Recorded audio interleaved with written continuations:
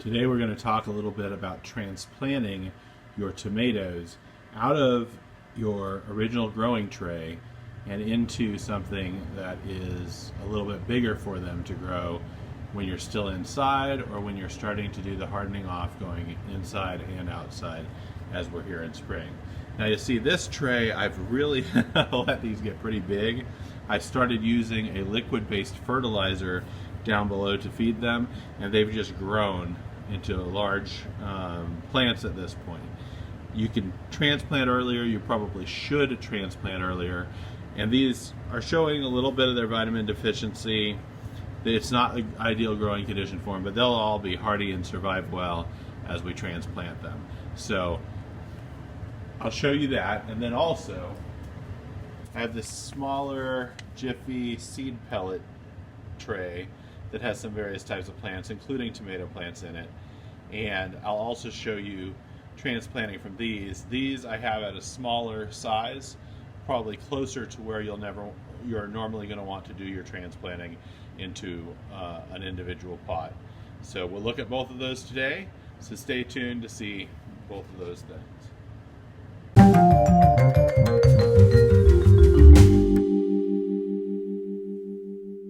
So to get started, you want to decide what your growing medium is going to be, what type of pot you're going to use. A lot of times when I'm growing, I'm using some used red cups like this, and I'm growing in them. That's onions that I just picked up there.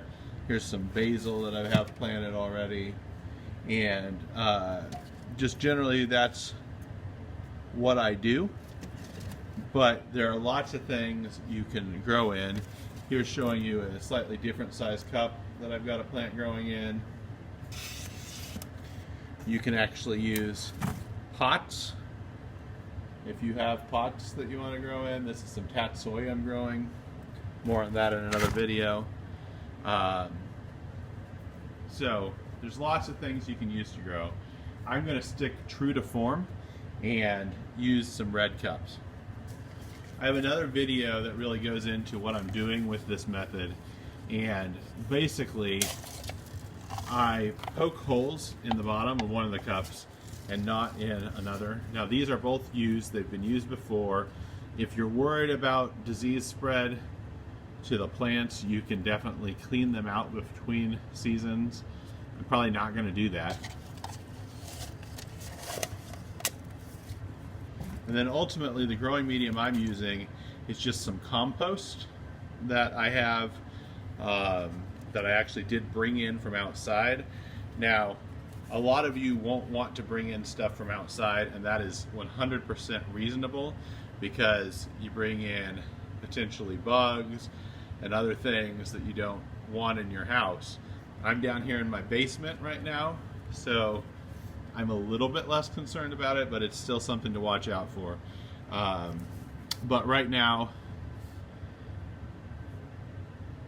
I am going to go ahead and transplant something up. Now you might want another cup to pour your soil out of while you're working, and let's go ahead and do that.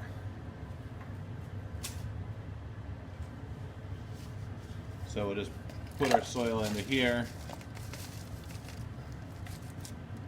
Most of it. I left a little bit in the bottom. And then, you know what? We've got this big old plant here. Let's go ahead and pull it up. It looks like it's pretty tangled up in there. I pulled something else out too. But this one is growing alone. I don't have to pull off any of the other seed starts that are here. And we'll go ahead and put it down in here. And with tomatoes, you're welcome to bury them as deep as you want, really, and allow roots to grow along the stems. So what we're going to do is just kind of hold this stem with the fingers and hold the cup that way. And then I'm just going to fill that dirt right back in there.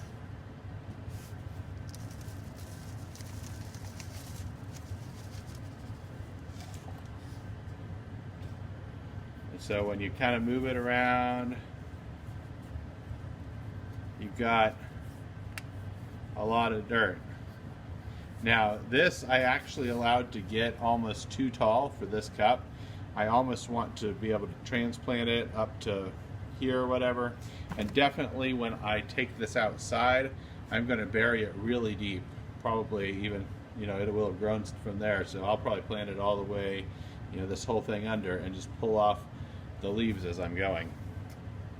But after you transplant it, you'll want to add water, or better even yet, if you have a liquid-based fertilizer that you can add to your water.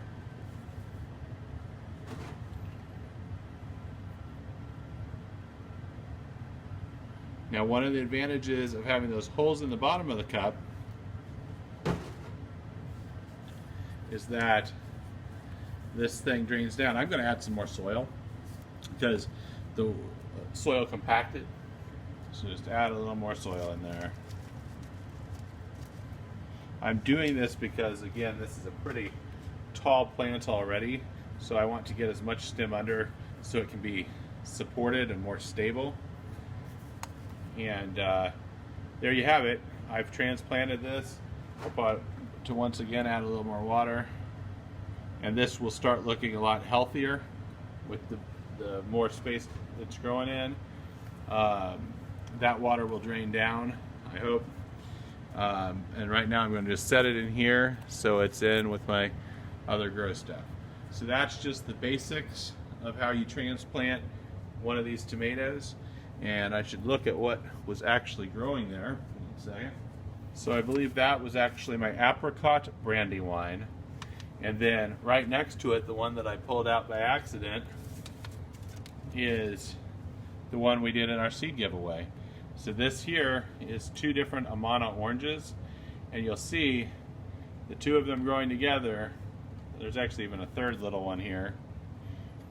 Haven't done quite as well. We will be taking them down to just one plant when we're transplanting. Now if you want to save these, you can. Tomatoes are pretty hardy, so if you just kind of pull them apart like this, you should be able to transplant both of those and they'll survive.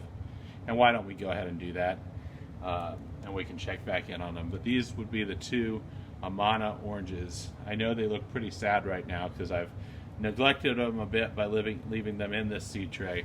But I think that actually is an example to you that even if you do that, as long as you give them water and you give them a little bit of fertilizer, they'll do well. The reason I think these are drooping is because I would be at a point that right now I should be watering them again and adding more liquid fertilizer, and instead I'm transplanting them right now. So they definitely look thirsty, and that's where we are. Okay, so I'm going to start by transplanting the smaller of these two, as this is going to probably look a little bit more like what most of you will be transplanting.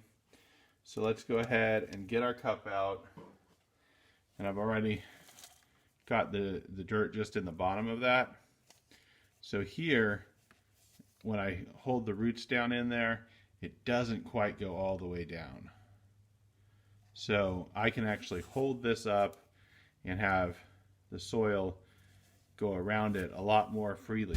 And yes, I could set it all the way down in there, but I'll just set it right about here. I'll hold it with my fingers. And then I'll just put some of this dirt in around it.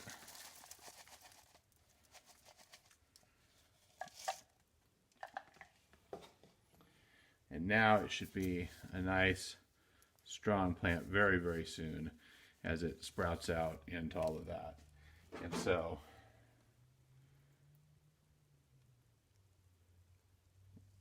we'll let that soil settle down a little bit and maybe add a little bit more.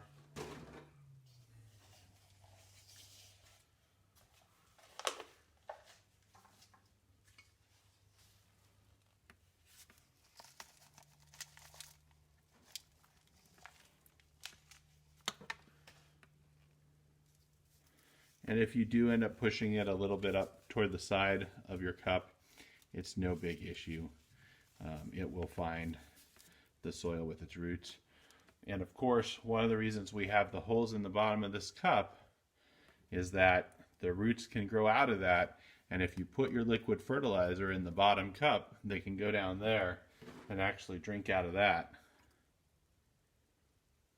And I have a video on this double cup method that you can watch as well. And one thing is, if you do find that your water, you've already filled enough that it doesn't, if you just pull this bottom cup off, since you have holes in the bottom of it, it'll drain right out. So maybe hold over another plant and just drain it right out if you want to drain excess water. Which maybe we'll do that over our next cup, which will still be the same type of plant. Okay, so here we have our second Amana orange, the slightly bigger one. I'm going to pull that off of there. And we probably won't transplant this little tiny one. So that's one of the hard things about gardening. Sometimes you just got to let things go. But by all means, this is not too tiny to transplant. If you wanted to transplant this, it would grow into a full tomato as well. So keep that in mind. If you do want to transplant one that is this tiny, might even start it lower in the cup. And you'll see that here in a little bit. We'll show you how to transplant one this size too. But for now, we've got this one here, and set it down in there like that. Hold it with our fingers.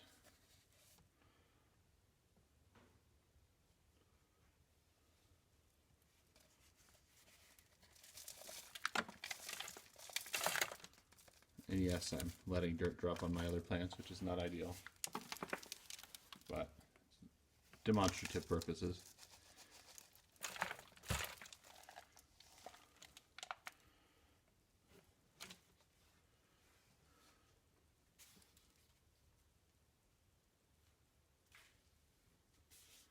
Okay, so there's that one. Let's once again add some water. And then we'll stack in a little bit more of this dirt.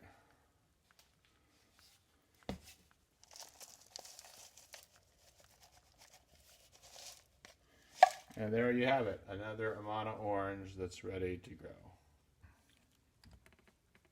So I use popsicle sticks a lot to label, and right now I'm using an orange Sharpie, which doesn't show up quite as well, but it's what I immediately found. Which I guess it works since I'm labeling Amana orange tomatoes. But the reason I use this rather than just writing on the cup is because I often reuse cups from year to year. And this way I'm not looking at the label from last year, but just whatever popsicle stick I put in there. I will warn you, however, that these popsicle sticks sometimes get dirty or weathered, or even the Sharpie washes off of them enough when they're outside that you sometimes won't remember what they are.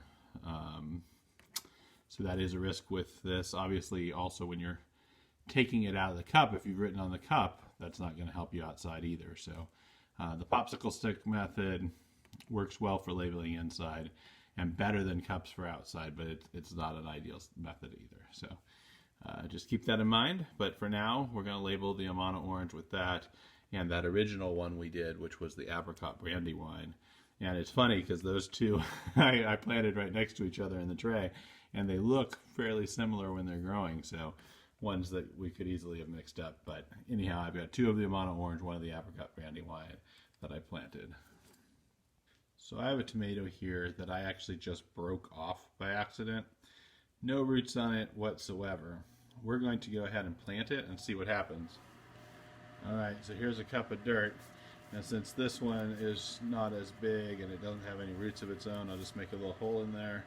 We'll take off those first leaves. And you know what, I'll go ahead and take off this shoot as well, right here. This set of leaves on the side, and so we've just got this single stem that we're going to hope to grow out, bury up to about there, and we're going to water extremely generously to encourage that root formation. When I say extremely generously, I run out of water. So, but anyhow, that's probably planted well, and hopefully roots will come. I think we're going to put a little more dirt on there though, there. There's no reason not to really bury it because we want roots to come. There's a leaf somehow. So there we go. That one, I don't actually know what type of tomato it is. It's going to be a mystery tomato plant, but we'll see if we can get it to grow. I'll give you an update on how it's doing, and hopefully it grows. Now I'll point out in here, right down here, I have what is a Brunswick cabbage that I've started. See if you can see it. This plant here, there's maybe 2 of them there. I am not going to put these in a cup now. I'm going to directly plant them outside because the cabbage can handle even a light freeze, and it's time for it to be outside. So right now I'm shooting this video actually during the night. I'm not going to put it out tonight, but I'll probably put it out sometime during the day tomorrow, which would be Sunday the 5th of April. So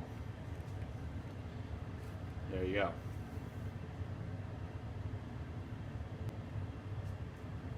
So I promised discussion of how to transplant from the Jiffy peat pellet as well. Now this is some type of pepper. My labeling on this set is not great, so I'm not certain. I'll have to go back. I tried to record a video when I was planting these out, and for some reason I didn't get the actual camera recording, so I'll just have to go back and kind of remember what I was doing when I was setting that up. But looking at these, everything is clearly very leggy. I think I'm going to just cut these ones that are extremely leggy off to not even worry about them.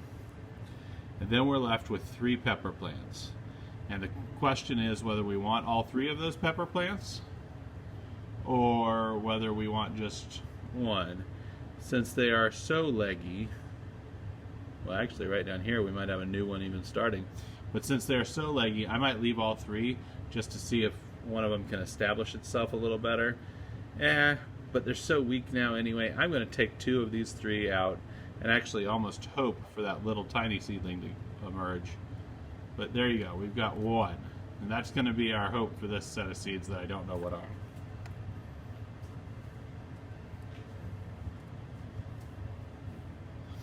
Now, when you are transplanting one of these, you can just absolutely put it down in the dirt. Another thing you can do is split it apart a little bit to help it have freedom, and then put it down in the dirt. Or you can remove the whole net. Now, for one like this that doesn't have a whole lot of roots emerging out of it, I would definitely go with the remove the net option. No reason really not to. If you have a lot of roots that are already out of it, you've got to decide if you think you can be delicate enough that you preserve those roots, or at least largely preserve those roots. So here I've got my little mass that I'm going to plant just like I would have one of the plugs from the seed starting mix. When you're transplanting a pepper, there's not the same incentive to bury extremely deep that you have with tomatoes. They can handle a little bit of deep burying, but they aren't going to grow out roots all the way along their stem in the same way that a tomato will. So I tend to leave enough soil that the pellet can comfortably sit on soil, and then there's still space in the cup to bring the soil level up to the top of the pellet. So that's what we have there, and then we just add in some soil. And ideally you still put your fingers there to kind of protect the plant.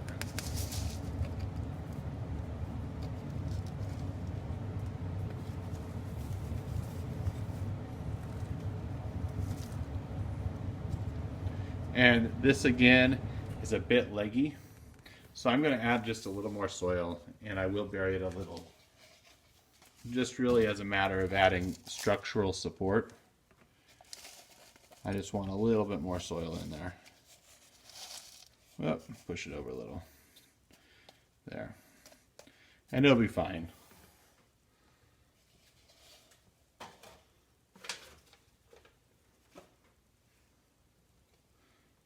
I spoke earlier about how you could use existing water from an overfilled cup. Just kind of drain it out the bottom. You can see one of the holes is draining better than the other, probably because of, in part, how I'm holding it. See, if I hold it the other side does.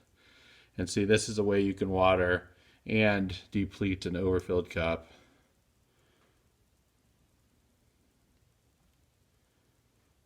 Anyhow, so whatever that mystery pepper is,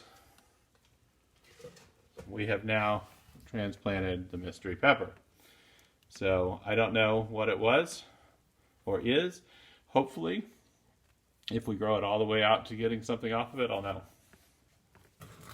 And once again, even though I don't know what it is, I'm going to label it just so I can distinguish it from other things. So I'm going to call this mystery